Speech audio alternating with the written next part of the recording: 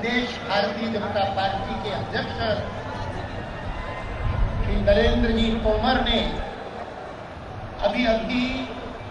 आपके सामने आज के इस कार्यक्रम में कौन कौन बोलने वाले हैं उनका उल्लेख किया। उस उल्लेख को ही काफी समय लग गया, लेकिन मैं आज के इस कार्यकर्ता महाकुंभ में आप सभी को और मेरे सामने खड़े हुए पत्रकार बंधुओं को, बहनों को कहना चाहता हूं कि कभी कभी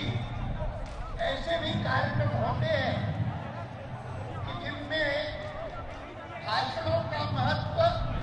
बहुत अधिक नहीं होता। अगर महत्व होता है तो उस कार्यक्रमों में आए हुए लोगों की उपस्थिति का होता है। और आज यह कार्यकर्ता महाकुंभ वह भारतीय जनता पार्टी उसकी प्रकृति का परिचायक है कि आज जिस स्थान पर भारतीय जनता पार्टी देश की राजनीति में पहुंची है वह कोई केवल मात्र उत्कृष्ट भाषणों के कारण नहीं, लेकिन परिश्रम के कारण, तपस्या के कारण, यह तपस्या का ही परिणाम है कि इस प्रदेश में एक बार पहले भी इसी प्रकार का महाकुंभ 2008 में हुआ था, जिसको मैंने देखा था। तब भी यही प्रयत्न हुआ था कि जितने पोलिंग स्टेशन इस प्रदेश में हैं, सब पोलिंग स्टेशन से कार्यकर्ता यहाँ पर उपस्थित हों। मुझे जहाँ तक स्मरण आता है उस समय 2 लाख से अधिक कार्यकर्ता यहाँ पर आए थे। आज कितनी संख्या होगी यह तो मैं समझता हूँ कि बाकायदा नाम लिख करके जब हमारे सब सहयोगी, यहाँ के अध्यक्ष, यहाँ के महामंत्री, यहाँ के संगठन मंत्री, वो जब हिसाब करेंगे तब उसके अंत में घोषणा होनी चाहिए। इस समय मैं तो इतना ही कह सकता हूँ कि यह जो आज का महाकुंभ है वह केवल भारतवर्ष के लिए नहीं, लेकिन शायद विश्व भर के लिए जितने लोकतंत्रीय देश हैं उन लोकतंत्रीय देशों में पार्टी के आधार पर जहां पर शासन का कार्य चलता है, मैं नहीं समझता हूं कि किसी दुनिया के दूसरे देश में पार्टी के सदस्य, उनकी संख्या इतनी बड़ी एक ही प्रदेश की एक स्थान पर एकत्र हुई होगी जैसी यहाँ पर हुई है। नरेंद्र भाई मोदी ने कहा, नरेंद्र भाई अध्यक्ष ने कहा कि कुल मिलाकर के 53,000 पोलिंग स्टेशन हैं जहाँ के कार्यकर्ता यहाँ पर आए हैं। मैंने शिवराज जी मेरे पास में बैठे थे, उनसे पूछा कि पोलिंग स्टेशन का नंबर, मतदान केंद्रों का नंबर पूरे 53,000 नहीं होगा, संख्या कुछ ज्यादा होगी।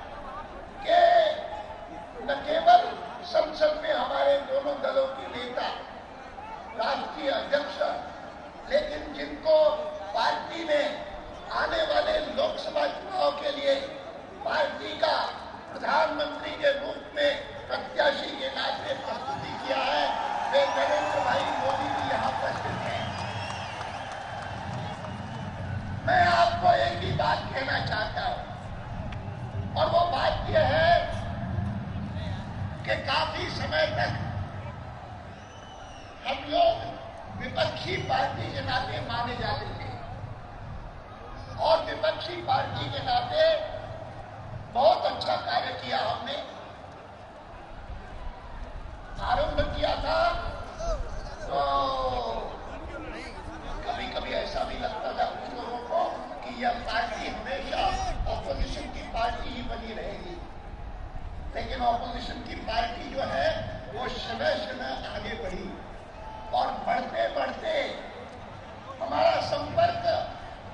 न केवल अपने पार्टी से जुड़े हुए लोगों से आया, लेकिन मुरारजी भाई देसाई के साथ आया, प्रकाश नारायण के साथ आया, डॉक्टर राम मनोहर लोहिया के साथ आया और धीरे धीरे करके और यह पार्टी जो पहले पंडित दीनदयाल जी उपाध्याय के नेतृत्व में जिनका आज हम जन्मदिन मना रहे हैं, लेकिन विपक्षी पार्टी ही थी। कुछ प्रदेशों में हमारी सरकारें तब भी बनी थी और जिनमें से एक प्रदेश यहाँ का भी था, यह मध्य प्रदेश, यहाँ के पूर्व मुख्यमंत्री यहाँ पर सभी विराजमान हैं। लेकिन धीरे धीरे करके और पार्टी आगे बढ़ी और बढ़ते बढ़ते श्री अटल बिहारी वाजपेयी जी के नेतृत्व में यह केवल मात्र केंद्र तक नहीं पहुंची, नई दिल्ली में तो हमारी पार्टी की सरकार बनी और हम 6 साल पर शासन में रहे, लेकिन अनेक प्रदेशों में भी भारतीय जनता पार्टी या उनके सहयोगी दलों के साथ मिलकर के एनडीए की सरकारें बनी।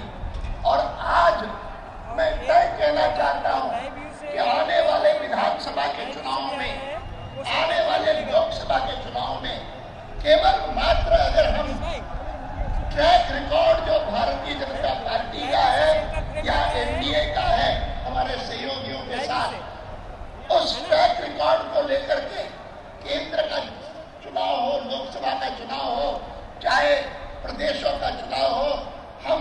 उसकी तुलना करें कांग्रेस पार्टी के ट्रैक रिकॉर्ड से। और मुझे विश्वास है कि कोई दूसरी पार्टी वह भारतीय जनता पार्टी या एनडीए से मुकाबला नहीं कर सकती, न कार्यक्रम की दृष्टि से, न जनता की सेवा की दृष्टि से, न नेतृत्व की दृष्टि से। और यह जो हमारी उपलब्धियां हैं, उन उपलब्धियों के सहारे हम केवल मात्र भाषणों के आधार पर हम चुनाव नहीं जीतेंगे, हम अपने काम के आधार पर जो काम हमने किया है। मैं पिछले दिनों में अभी पिछले सप्ताह ही मैं छत्तीसगढ़ गया था। अब छत्तीसगढ़ उन प्रदेशों में से है जो एनडीए की सरकार के आने से पूर्व अस्तित्व में नहीं था और वहां पर मुझे वहां के मुख्यमंत्री ने, डॉक्टर रमन सिंह जी ने इसलिए बुलाया था कि मैं वहां जाकर के एक नए पावर यंत्र का उद्घाटन करूं। मैंने तब कहा कि हिंदुस्तान को आजाद हुए 60 साल से ऊपर हो गए, लेकिन कितने प्रदेश हैं कि जो इस बात का गर्व कर सकते हैं कि हमारे प्रदेश में पावर की स्थिति ऐसी है कि हमारा कोई गांव ऐसा नहीं है कि जहां पर 24 घंटे बिजली न मिलती हो। मैंने कहा कि कम से कम मैं जानता हूं कि यह काम सबसे पहले गुजरात में किया श्री नरेंद्र भाई मोदी के नेतृत्व में, और फिर यह काम मध्य प्रदेश में किया हमारे शिवराज जी के नेतृत्व में, और अब यह काम छत्तीसगढ़ में भी हो गया है डॉक्टर रमन सिंह जी के नेतृत्व में। और मैं चारों ओर नजर दौड़ाता हूं तो मुझे कोई कांग्रेस पार्टी का शासित या किसी और पार्टी का शासित कोई प्रदेश नहीं दिखाई देता कि जहां पर हर गांव में 24 घंटे तक बिजली उपलब्ध होती हो, विद्यार्थियों को अंधेरा का सामना न करना पड़ता हो, किसानों को किसी भी प्रकार की दिक्कत न हो, ऐसी कोई स्थिति दूसरे प्रदेश में नहीं है। और यह जो उपलब्धियां हैं, इन उपलब्धियों के सहारे हम आने वाला चुनाव लड़े, यही आपसे कहता हुआ से आज के इस कार्यकर्ता महाकुंभ का मैं उद्घाटन करता हूं।